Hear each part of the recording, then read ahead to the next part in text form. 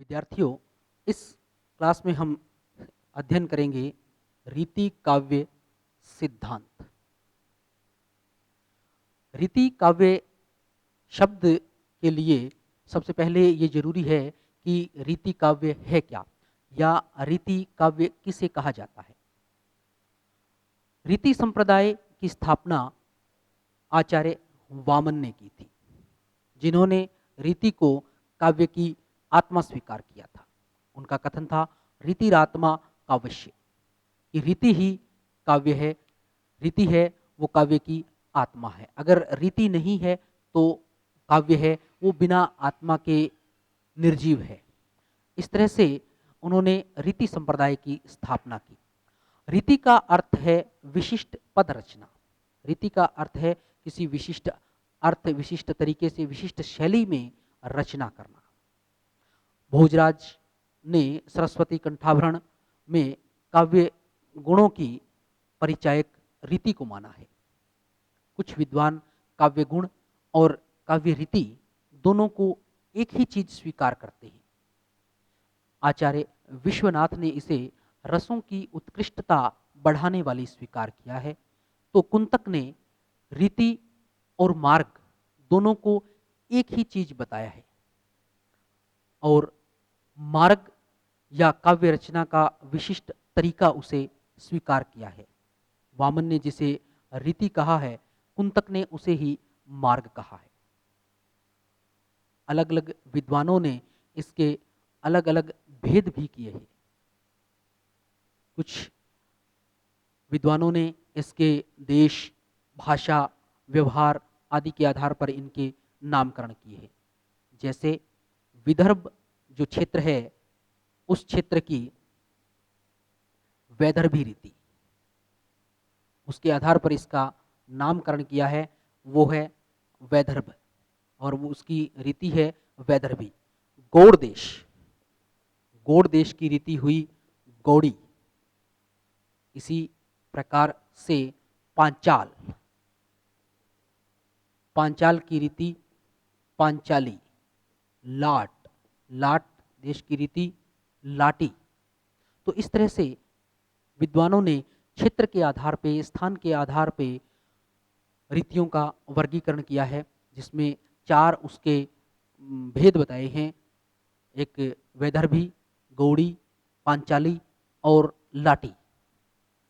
इसी रीति को आचार्य कुंतक ने मार्ग कहा है और उन्होंने तीन मार्ग बताए हैं: सुकुमार मार्ग, विचित्र मार्ग और मध्यम मार्ग।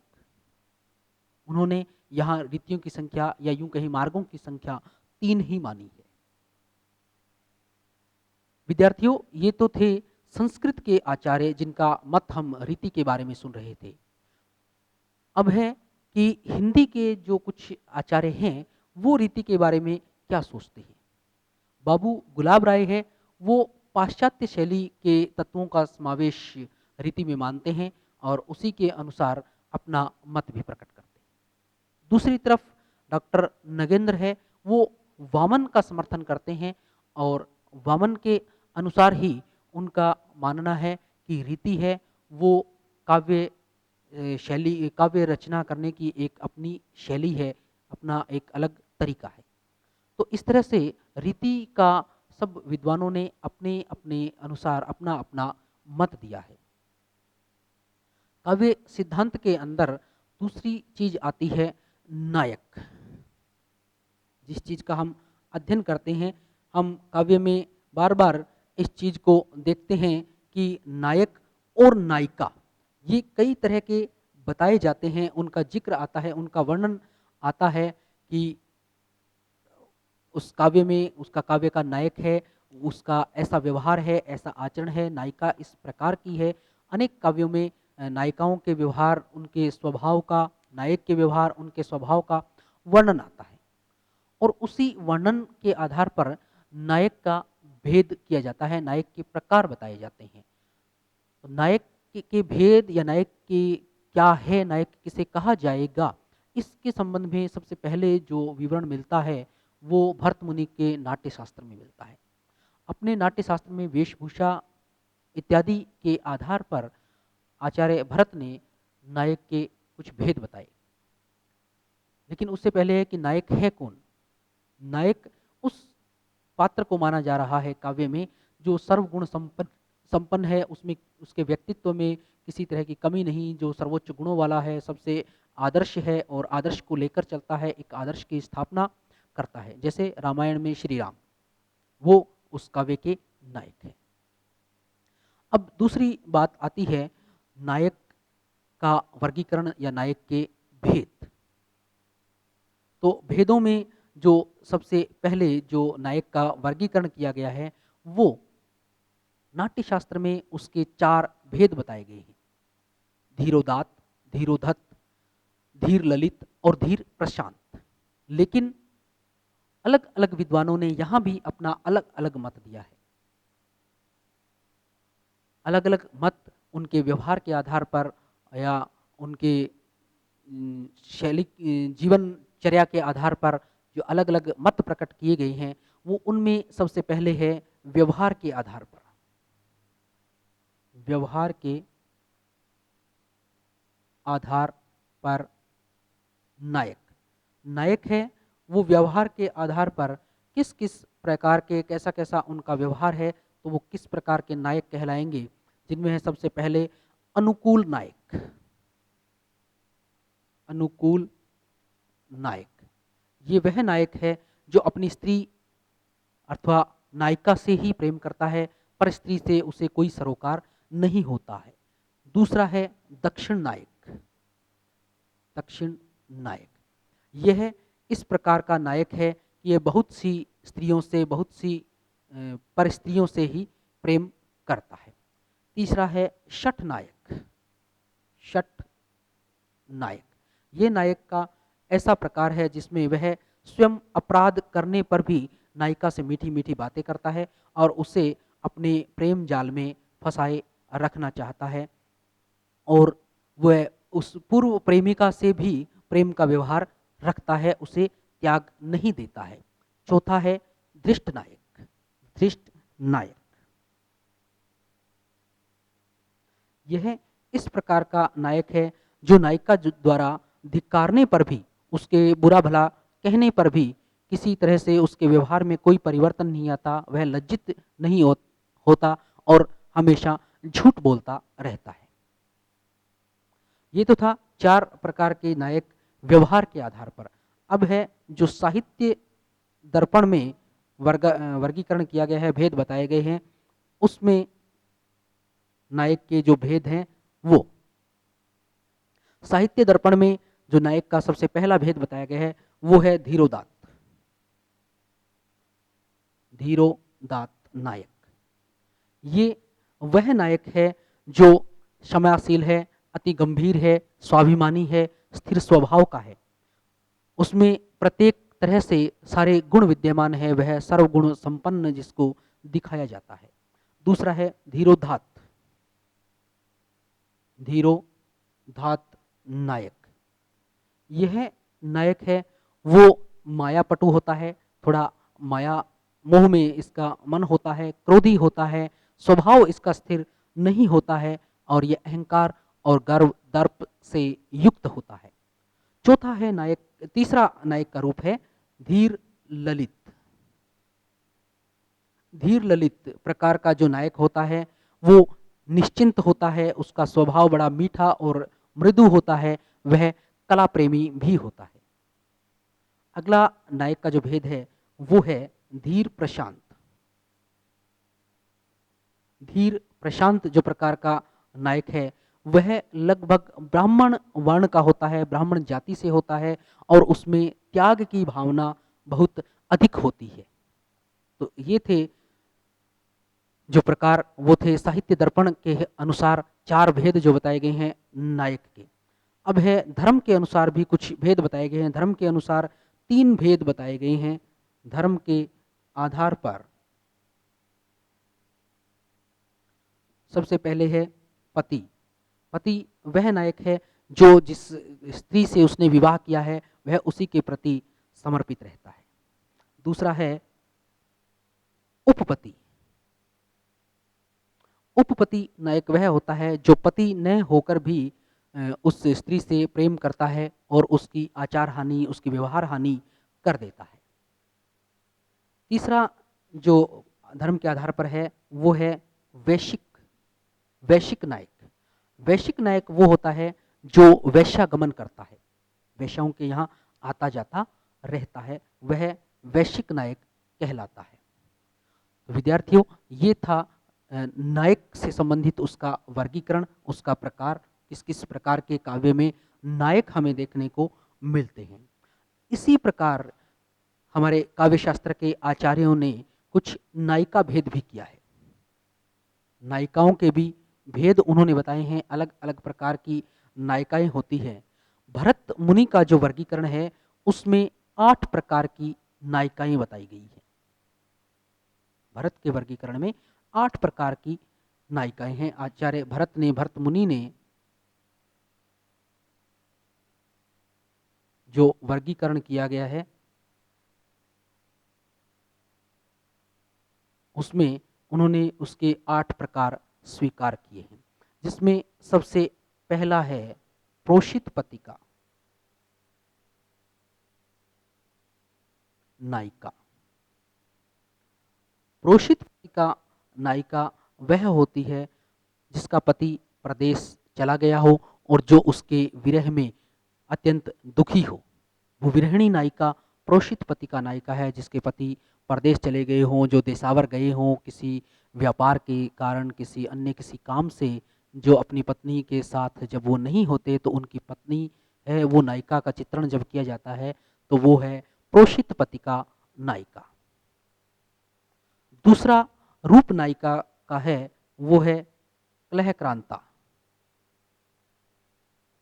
नायिका।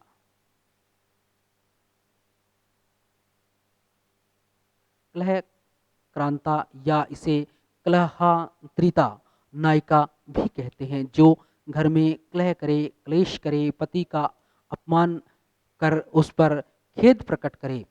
इस प्रकार का व्यवहार जिस नायिका का काव्य में दिखाया जाता है वह क्लहत्रिंता या क्लहक्रांता नायिका कहलाती है।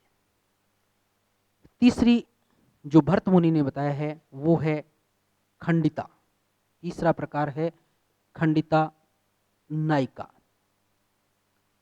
खंडिता नायिका वह नायिका होती है जो पर स्त्री से ईर्ष्या का भाव रखती है, उस ईर्ष्या भाव से ग्रस्त रहती है और उस ईर्ष्या भाव से ये कहें कि एक तरह से जली भुनी हुई रहती है और अपने मन में वो कुढ़ती रहती है हमेशा, वह खंडिता नायिका कहलाती है। ऐसी नायिका का वर्णन जहाँ काव्य में मिलता है वो नायिका खंडिता नायिका के नाम से अभिहित की जाती है। इसके बाद है अभिसारिका। ऐसी नायिका अभिसारिका नायिका। अभिसारिका नायिका ऐसी है जो प्रिय से मिलने के लिए, अपने उस प्रेमी से, प्रियतम से मिलने के लिए संकेत स्थान पर, उस मिलन के स्थान पर जाती है। तो जो अपने प्रेमी से छुप कर मिले, लोक लाज के भय से छुपी रहती है, जो किसी को बिना बताए अकेले में उससे मिलती है, वो है नायिका का रूप अभिसारिका, अर्थात अभिसार करती है, मिलती है उससे। और काव्य में इस तरह की नायिका हमें देखने को मिलती है तो उसे अभिसारिका नायिका के नाम से संबोधित किया जाता है। भरत के अनुसार 5वां प्रकार है उत्कंठिता। उत्कंठिता नायिका। उत्कंठिता नायिका है वो प्रियतम के संकेत स्थल पर न आने पर, जहां उन्होंने मिलने का निश्चय किया होता है, जो स्थान निश्चित किया होता है, उस मिलन स्थान पर, मिलन बिंदु पर वो जब नहीं आता है, उसका प्रिय जब उससे नहीं मिलता है तो वह उत्सुकता पूर्वक उसकी प्रतीक्षा करती है, उसके मन में उत्कंठा रहती है उससे मिलने की, वो बड़ी व्याकुल होकर उत्कंठा के साथ उससे मिलना चाहती है। तो ऐसी नायिका है वो उत्कंठिता नायिका या उत्कंठा नायिका कहलाती है। इसके अगला जो भेद भरत मुनि ने किया है वो है विप्रलब्धा। विप्रलब्धा, विप्रलब्धा नायिका वो है कि जो संकेत स्थल पे प्रिय के आने पर व्याकुल हो जाती है। प्रिय है उसका संकेत स्थल पर जहाँ उन्होंने निश्चित किया है मिलना, जिस स्थान पर उन्हें मिलना होता है, वहाँ प्रिय के आने से उसमें व्याकुलता दिखाई देती है। वो बड़ी व्याकुल हो जाती है और एक तरह से उसे पसीना आना, होंठ कंपकपाना, इस तरह के कुछ लक्षण दिखाई देने लग जाते हैं। अगला जो भेद किया है भरत ने वो है वासक सज्जा। वासक सज्जा नायिका। वासक सज्जा नायिका वह नायिका होती है जो प्रवास से प्रिय के आने के दिन सुसज्जित रहती है। अर्थात ऐसी नायिका जिसका पति प्रदेश गया हुआ है, वो देशावर गया हुआ है किसी भी काम के लिए, व्यापार के लिए, तो उसके आने का समाचार उसे मिला हुआ है। वो समाचार जिस दिन का है, जिस दिन उसके पति के आने की बात है, जिस दिन उसका पति आएगा, उस दिन उसके आने से पूर्व ही वह अपने आप को अच्छी तरह से सजा लेती है, सज संवर कर अपने पति की प्रतीक्षा करती है। पति के आने के लिए वह उसकी राह देखती है और उसके आने के लिए, उसका स्वागत करने के लिए वह सज संवर कर तैयार रहती है कि कब उसके प्रियतम आए, कब वह उससे मिले। तो इस प्रकार की नायिका का वर्णन जहाँ काव्य में आता है, वो नायिका वासक सज्जा नायिका कहलाती है। भरत मुनि के वर्गीकरण का अंतिम रूप है स्वाधीन पतिका नायिका। स्वाधीन पतिका नायिका। स्वाधीन पतिका नायिका विद्यार्थियों वह नायिका है जो पति के अभिप्राय अनुकूल उसकी आज्ञा का पालन करती है। तो वह नायिका जो अपने पति के अभिप्राय अनुकूल उसकी आज्ञा का पालन करती है, वह स्वाधीन पतिका नायिका होती है। इसी प्रकार धर्मगत नायिका के भी कुछ भेद किए गए हैं।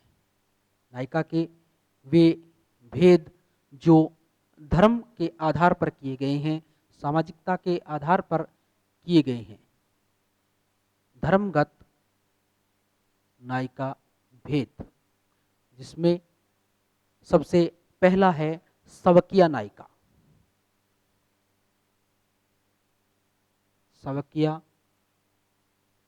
नायिका। सवकिया नायिका ऐसी नायिका होती है जो पतिव्रता होती है, नम्र स्वभाव की होती है, जो सरल स्वभाव की होती है, जो सुशील होती है।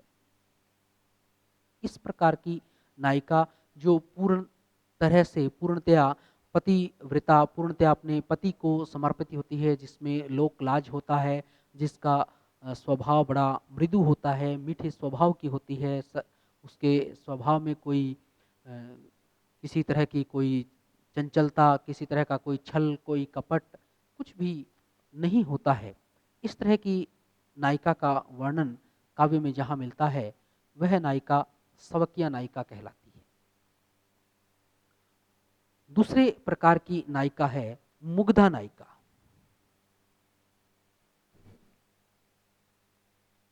मुग्धा नायिका। मुग्धा नायिका वह नायिका है जिसमें यौवन का आरंभ हो चुका है, जिसमें यौवन का आरंभ हो चुका है, यौवन उसमें अभी शुरू हुआ है। वो कुमारी से किशोरी बनने जा रही है, या किशोरावस्था से यौवन अवस्था में वो कदम रखने जा रही है, कदम उसका रखा जा चुका है और उसमें काम वासना है।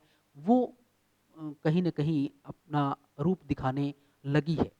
काम भावना उसे ग्रस्त हो गई है, वो काम भावना उसे सताने लगी है। ऐसी नायिका को मुग्धा नायिका कहा जाता है। विद्वानों ने इसके भी दो भेद आगे माने हैं। एक है अज्ञात यौवना और दूसरी है ज्ञात यौवना।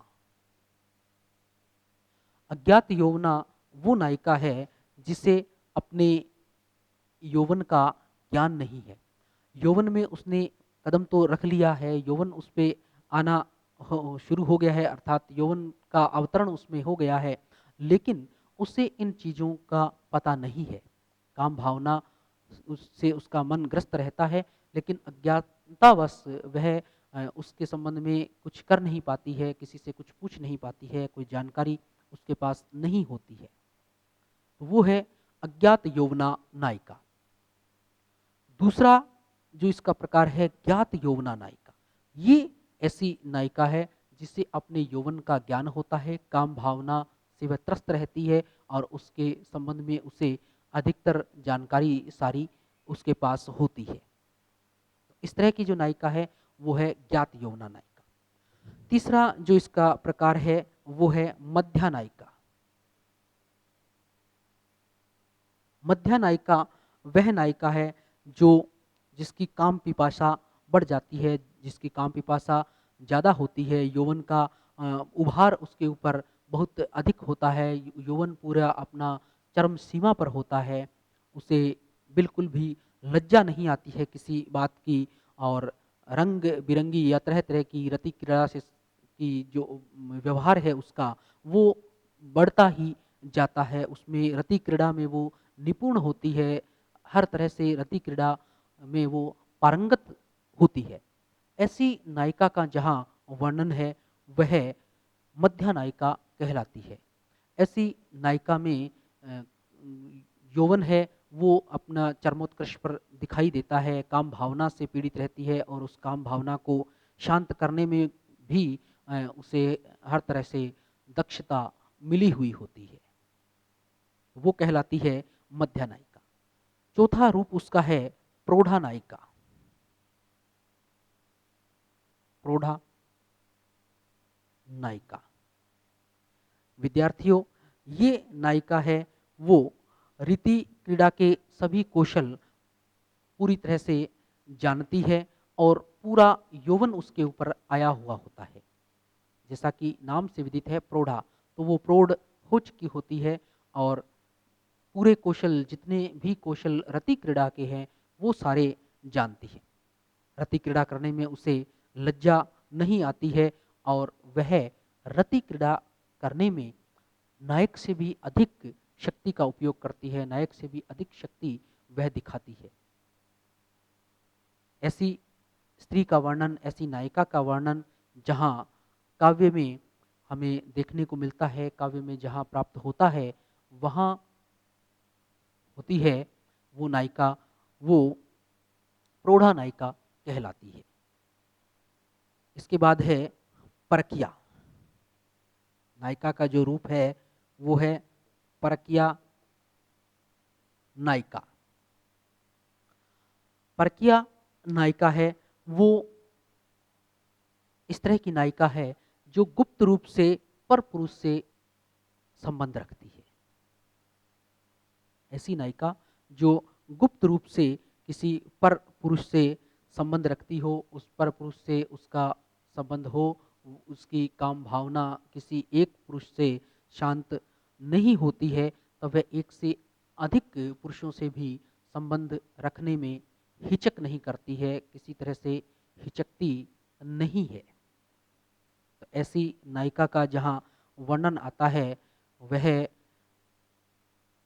वर्णन या वो नायिका है वह परकीय नायिका कहलाती है। विद्वानों ने परकीय नायिका के 6 अलग अलग भेद किए हैं, जिसमें सबसे पहले है विदग्धा नायिका। विदग्धा नायिका ये इसका पहला प्रकार है। दूसरा है लक्षिता नायिका। लक्षिता नायिका। तीसरा प्रकार जो है इस परकीय नायिका का वो विद्वानों ने माना है गुप्ता नायिका। गुप्ता नायिका। चौथा प्रकार माना गया है उल्टा नायिका।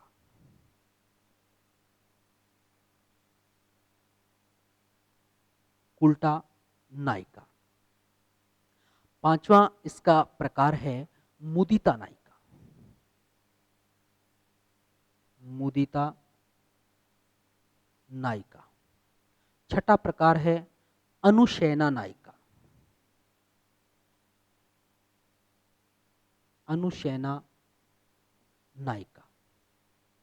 तो विद्यार्थियों, इस प्रकार हम देखते हैं कि काव्यशास्त्र में नायक और नायिकाओं के विस्तृत भेदोपभेद किए गए हैं और उन भेदोपभेद में हमें उनकी विस्तृत प्रकार से उनके स्वभाव, उनके व्यवहार, उनके आचार इत्यादि सब की जानकारी मिलती है। तो किस प्रकार से हमारे विद्वानों ने, आचार्यों ने उन नायिकाओं का वर्गीकरण किया है, उनके अलग अलग भेद बताए हैं, उनके आधार पर, उनके विचार के आधार पर।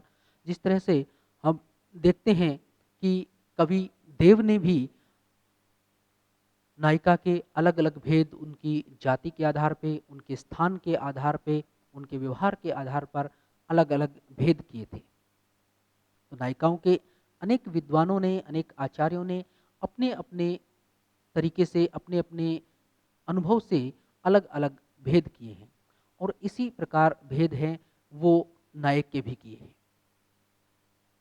तो ये काव्यशास्त्र की अपनी एक विशेषता है कि उसमें हर चीज़ का वर्गीकरण किया गया है, हर चीज़ के भेदोपभेद बड़े विस्तार से किए गए हैं, जिसमें हिंदी साहित्य, हिंदी का काव्यशास्त्र हो या उससे पूर्व का जो संस्कृत काव्यशास्त्र है उसमें हो, ये दोनों विशेषताएं हमें उनमें दिखाई देती है।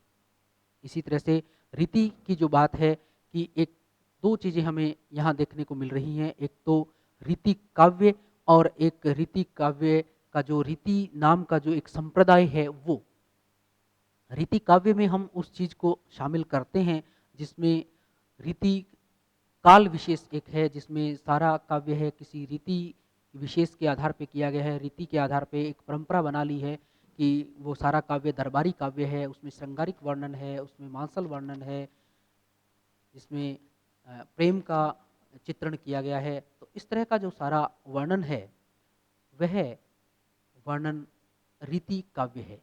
लेकिन उस रीति काव्य से अलग जहाँ केवल रीति सिद्धांत की बात की जाए, रीति संप्रदाय की बात की जाए, तो उस संप्रदाय का की स्थापना की थी वामन ने, वो एक अलग चीज है और रीति काव्य है वो एक अलग चीज है। रीति काव्य है जो 200 वर्षों का काव्य है हिंदी साहित्य का, वो संवत 1700 से संवत 1900 तक का काव्य, वो रीति काव्य कहलाता है। लेकिन संपूर्ण काव्य के अंदर हम एक रीति शब्द और देखते हैं जो कि रीति सिद्धांत कहलाता है या रीति संप्रदाय कहलाता है, वो एक अलग काव्य देखने को मिलता है। अगली क्लास में हम अध्ययन करेंगे रस और उसके विभिन्न अंग, रस के विभिन्न भेद। धन्यवाद।